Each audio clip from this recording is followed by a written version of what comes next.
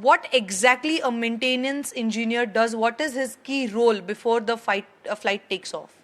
Okay, thank you for visiting Yoskai's Aviation Center. So this is a cockpit replica which is called as a flight simulator. So here being a maintenance engineer, I can suggest or I can say what the checks are done.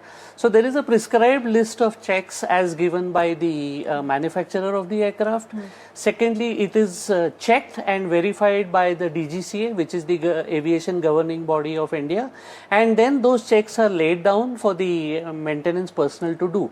One thing I would like to emphasize here is that because in aviation there is no second chance, which unfortunately got proven, it is not left to the memory of the engineers to do the checks. They have a checklist which they are supposed to follow, and they tick mark on that, and it is like, you know, they are certifying that they have checked everything. So it's nothing is left to the memory. There are various checks that take place in different phases. One, of course, is the check which happens, you know, before the flight, where they will, you know, check that all the switches are working, all the displays are working. What are the main ones, or what is the, you know, of course all switches are the main ones. So can you just give us that what exactly is this, this is the switch that needs to be checked? Right, or, okay, so that's a good question, because yes, you are right, there are so many switches.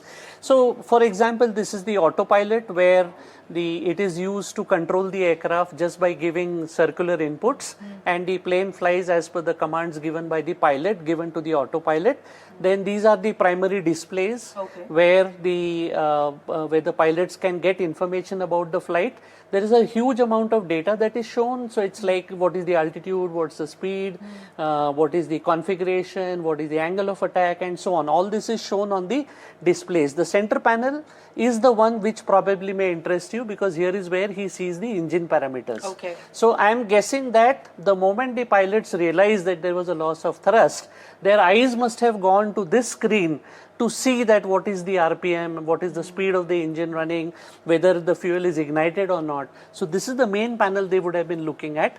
And there is another panel that shows what emergencies are there. Okay. Only thing is here, unfortunately, it happened at such a low altitude that they wouldn't have had time to even think and react. Right. That short, the moment the fuel got cut off, was at a very critical stage of the height. Approximately, as you can see over here, this is the throttle which controls the speed of the engine.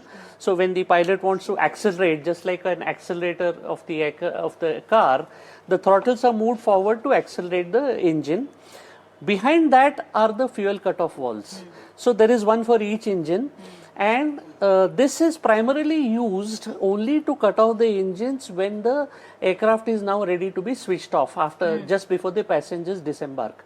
Otherwise, usually in every other condition, the fuel switches always remains in the on condition, because that is what is needed when you start the engines. Seems to be one probable reason, because obviously the other reason is somebody manually switching it off, which nobody will do. Both the pilots are in the cockpit which they are flying. So I would rule out the possibility of why would they cut off the fuel switch? So obviously it has been some mechanism which has failed and forced the switches to go are you mentioning, like, are you saying that, if I'm getting you right, are you saying that it is a possible thing that if there's any engine failure, the fuel switches will automatically go on cut mode?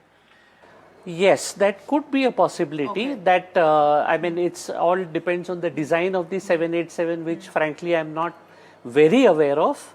So as the advances happen, like, you know, the parallel example which has come out is what is called as a relight of the engine. So that in the earlier aircraft, if there was an engine failure, then the engines, pilots had to manually try to restart the engine. In this case, the engines did try to relight themselves, and one engine almost relighted completely. So I feel bad that if they had had more height, probably this accident wouldn't have happened.